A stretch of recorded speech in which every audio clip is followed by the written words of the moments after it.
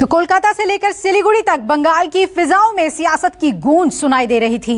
राजधानी कोलकाता में बीजेपी अपना शक्ति प्रदर्शन दिखा रही थी, तो सिलीगुड़ी में मुख्यमंत्री ममता बनर्जी पैदल मार्च के जरिए पावर शो दिखा रही थी। हालांकि ममता महंगाई के खिलाफ महिलाओं के साथ मोर्चा संभाल रही थी, लेकिन उनकी नजर उत्तर बंगाल की 54 विधानसभा सीटों पर थी।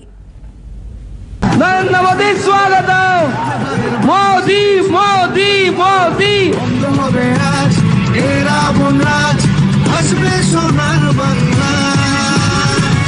बांग्ला को सोनार बांग्ला बनाएगा।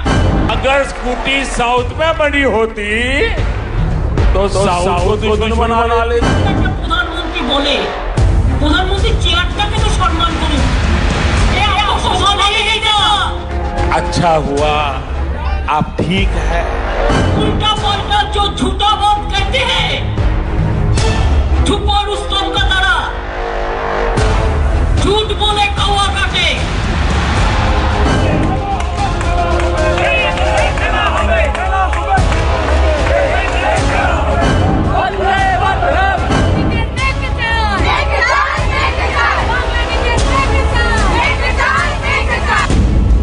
सिलीगुड़ी से ममता की हुंकार, कोलकाता में मोदी जयकार। बोलो दिल्ली को तो बेच दिया, दिल्ली का लाल किला को बेच दिया, अब ताजमहल को बेच देंगे। महंगाई पर ममता का रोड शो, बंगाल में सियासी खो खो। तीस्ता उत्तर बंग का हिस्सा, बांग्ला का हिस्सा, ये आपको याद होना चाहिए। बंग की जंग का जनतंत्र, किसके पास जीत का मंत्र। दीदी और उनके साथियों की नींद उड़ी हुई है। बंगाल की चुनावी जंग में सब जायज है। रोज मिथ्ये কথা বলছে, रोज गाल দিচ্ছে, আর বলছে বাংলা চাই।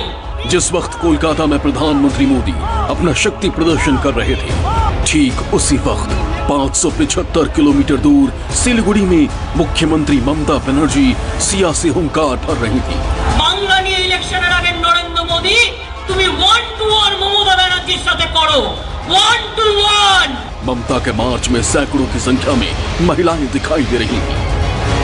सिलीगुड़ी का ये वही हासमी चौक है और ये वही मंच है जहां पे आज मुख्यमंत्री ममता बनर्जी ने शहर को संबोधित किया। अपने भाषण में उन्होंने कई तरह के मुद्दे उछाले। उन्होंने कहा कि बंगाल में महिलाएं पूरी तरह से सुरक्षित हैं, क्योंकि कल अंतर्राष्ट्रीय महिला दिवस है, इसीलिए महिलाओं का हुजूम बड़ी तादाद में मुख्यमंत्री ममता बनर्जी के साथ था। और इसी मंच से उन्होंने संबोधित करते हुए कहा कि बंगाल में महिलाओं को डरने की, भयभीत होने की जरूरत नहीं है। ममता बनर्जी ने दार्जिलिंग मोड़ से वीनस मोड़ तक 4 किलोमीटर लंबे पैदल मार्च से अपनी पावर दिखाई। बांग्ला को सोनार बांग्ला बनाएगा।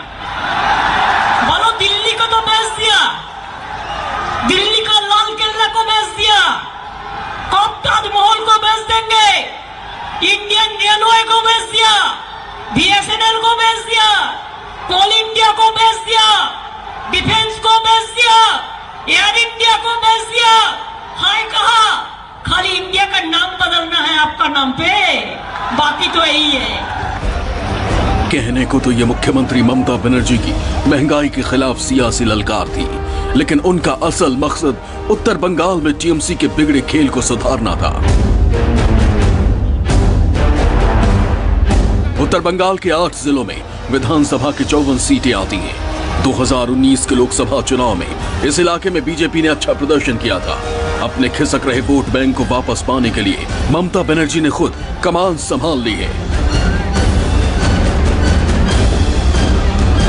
यही वजह है कि उनका पूरा ध्यान उत्तर बंगाल पर है। इस बार ममता बनर्जी के लिए दोहरी चुनौती है, मुस्लिम वोटों को अपने साथ बनाए रखना और हिंदू वोटों को भारतीय जनता पार्टी के पास जाने से रोकना। मुश्किल ये है कि लेफ्ट फ्रंट और कांग्रेस का गठबंधन मुस्लिम वोटों में सेंध लगाने की कोशिश कर रहा है, क्योंकि बंगाल में लेफ्ट फ्रंट ने इस बार फुरफुरा शरीफ के पीरजादा अब्बासी सिद्दीकी से गठबंधन कर लिया है, जो कि टीएमसी के लिए एक बड़ा खतरा हो सकता है। खिसक रहे मुस्लिम वोट बैंक की भरपाई के लिए ममता बनर्जी क्षेत्रीय सियासी समीकरणों को साधने में जुटी है। उत्तर बंगाल को अपनी तरफ करने के लिए इस बार ममता बनर्जी ने गोरखा जनमुक्ति मोर्चा के साथ गठबंधन किया है,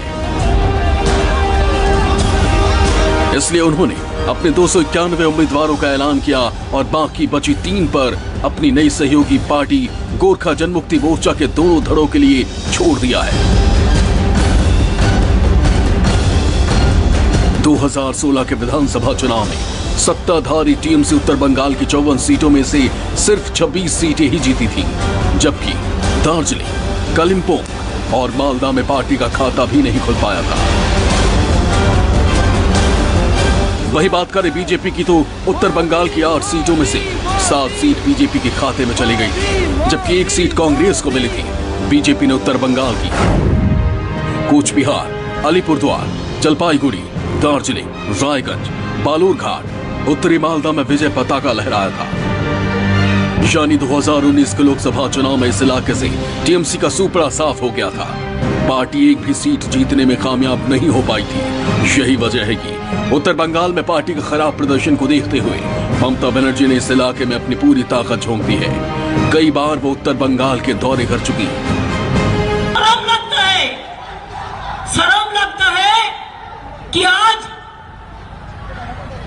वल्लभ भाई पटेल उसका नाम पे जो स्टेडियम था आपका नाम पे कर दिया। अच्छा देखो, कोविड में इतना लोग मरा, इतना बड़ी प्रॉब्लम हुआ, एक दिन के लिए देखने नहीं आया, तब डर के मरते थे और वर्चुअल करते थे। मैंने कोविड का टाइम भी रास्ता जाके राउंड बढ़ा के हम बाजार में घूमा, रास्ता में घूमा, हॉस्पिटल में घूमा। कहा थे आप? ये 2 तस्वीरें उत्तर बंगाल की है।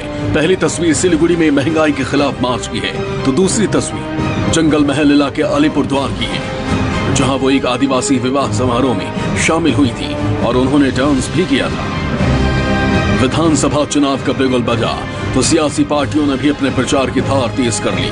कोलकाता से लेकर सिलीगुड़ी तक सियासी पारा चढ़ चुका है। बीजेपी जहां कोलकाता से पूरे बंगाल को फतह करने की रणनीति बना रही है, तो वहीं टीएमसी उत्तर बंगाल में अपनी कमजोर कड़ी को मजबूत करने की कोशिश में है। मानु कृष्णा के साथ ब्यूरो रिपोर्ट, न्यूज़ 24 सिलीगुड़ी। पश्चिम बंगाल विधानसभा चुनाव से जुड़ी कुछ अहम बातें जान लेते हैं। 2019 के लोकसभा चुनाव में उत्तर बंगाल में बीजेपी को जबरदस्त फायदा हुआ तो टीएमसी का वोट बैंक सिमट गया। ऐसे में ममता बनर्जी का पूरा फोकस उत्तर बंगाल पर है। आइए आपको समझाते हैं कि कैसे टीएमसी और बीजेपी दोनों पार्टियां उत्तर बंगाल के जरिए बंगाल फतेह की कोशिश में जुटी हैं। तो किसका होगा उत्तर बंगाल? ममता बनर्जी पैदल मार्च और रैलियों के जरिए उत्तर बंगाल में पावर शो कर रही हैं, तो बीजेपी के दिग्गज नेता भी उत्तर बंगाल में चुनावी जनसभा कर चुके हैं। वहीं टीएमसी का फोकस 2014 से खिसक रहे वोट बैंक को साधने पर है।